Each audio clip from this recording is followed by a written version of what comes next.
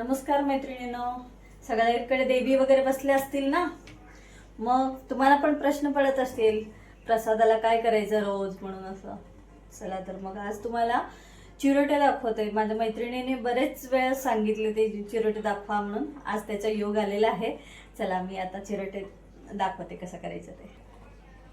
हे दूध घेतलंय आणि मैदा आणि हे तूप घेतलं आणि आता आपण कृती बघूया. असं हे तूप घ्यायचं ताटामध्ये. हे आपण एक 5 मिनिटं फेटून घेऊ.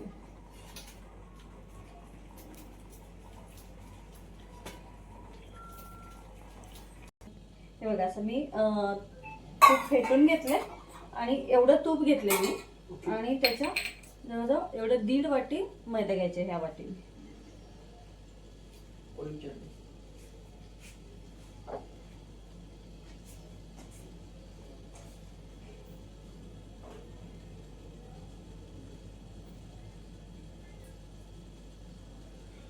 अगदी छान होतात, हलके एकदम छान.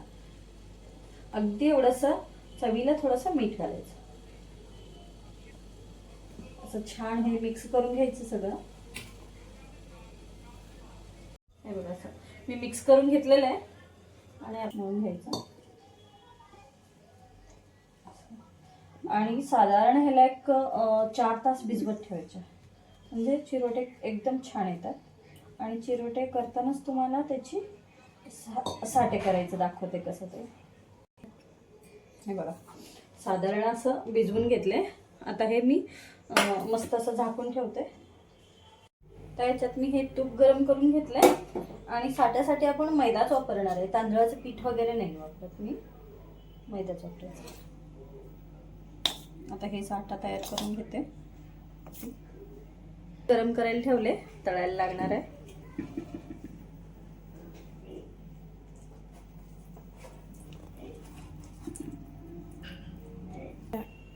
असा व्हायला पाहिजे साठा.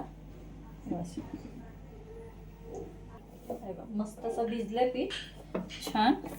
आता थोडंसं याची गोळा करून घेते मी. असे मी एकसारखे गोळा करून घेतले. आपण उरलेले गोळे झाकून ठेवूया. हे प्रॉपर पोळी लाटून घ्यायचे छान असं. 3 लाटून 3 पोळ्याची मी हे करते.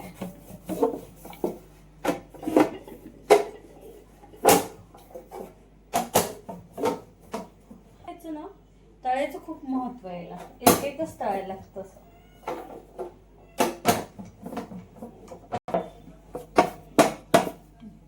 असं मी पोळी लाटून घेतले. साठा लावते आता.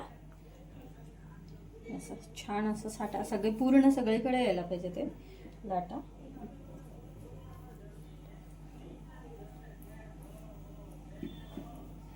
असे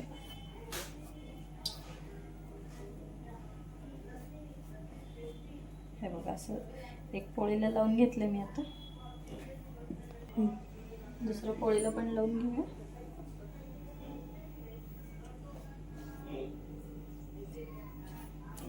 असं किती छान एकसारखे झाले.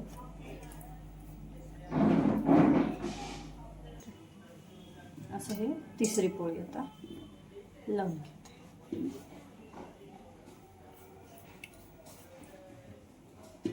हे तिसरं पोळी असं लावून झालंय बघा. पूर्ण असं छान लावून घ्यायचं आणि आता असं रोल करायचं घट्ट असं.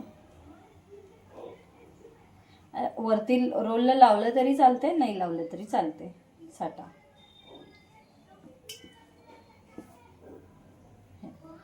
असे छान. आता आपण कट करून द्यायचे.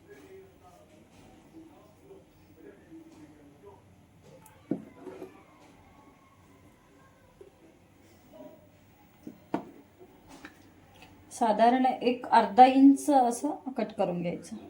ते सगळं कट केलं मी इकडे ठेवून. आता कसं लाटून घ्यायचं हे बघूया आपण. हे असंच ठेवायचं. हे कट केलेलं दोन्ही बाजू असं साईड ठेवायचा. मधल्या भागावर लाटायचं पण असं हलक्या हाताने लाटायचं असं. असं लाटून घ्यायचं.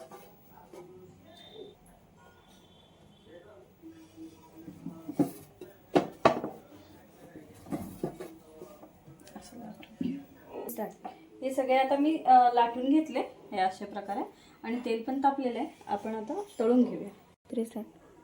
तर हे सोडते.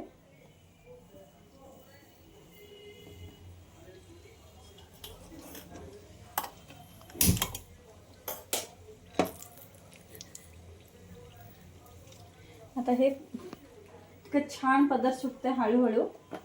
फार गरम करून पण चालत नाही याला तेल, असं अगदी मीडियम ह्याच्यावर करायला तळायला लागतं. लो फ्लेमवरच तळायला लागतं ते.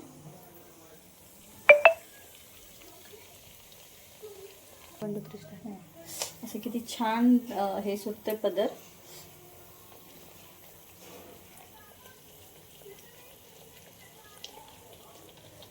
अशी छान सुटा लागले आता पदर हे. आपण आता असं साईडला घ्यायचं झाऱ्यामध्ये. आणि कितीही केलं तरी ना तेल भरपूर घालावं लागतं. कढईमध्ये तेल भरपूर घालायला लागतंय. थोडं तेलानं तळून चालणार नाही आहे. हे असं तेल घालायचं याच्यामध्ये.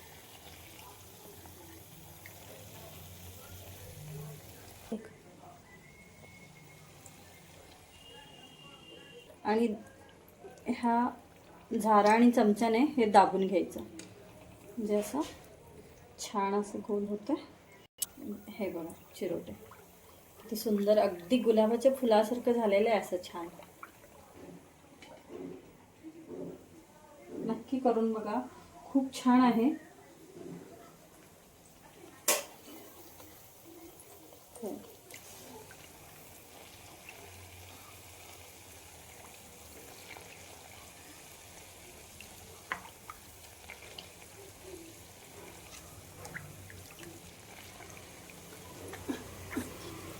पण हे बघा झाले की नाही गुलाबाची फूल. वाह बघा मस्त. फक्त काय याला वेळ खूप जाते. साधारण 1 किलो चिरोटे करायला जवळजवळ 4 ते 5 तास लागतात हे करायला. ते एकच तळावं लागतं ना, त्यामुळे असं बघा किती सुंदर असं झालेलं आहे. देवीचा नैवेद्याला रेडी आहेत आता. फक्त हे 1 तासभर असं तेल काढायचं याची, मग वरून पिठी साखर घालायचं. तर मी साखर घालते याच्यामध्ये, पिठी साखर. हे बघा एवढं छान पडलं ना. इकडून साखर घातली की नाही डायरेक्ट असं खाली पडू शकतं. म्हणजे एवढं छान फुललेलं आहे ते. आणि अक्षरशः तुम्हाला सांगायचं म्हणजे तोंडात ठेवल्या ठेवल्या विरघळतात मस्त. फार गोड करायचं नाही, नाहीतर ना मग मजा जाते ह्याची. असं छान साखर बुरबरून घेतले मी. आता खायला रेडी आहेत हे. आणि खूप सुंदर रेसिपी आहे, करून बघा तुम्ही. सगळं मी साखर बुरबरून घेतले आणि खूप छान असं तोंडात ठेवले ठेवले विरघळतात. आणि तुम्ही पण ट्राय करा. आणि व्हिडिओ आवडले असेल तर लाईक करा, शेअर करा आणि सबस्क्राईब करा. Bye bye.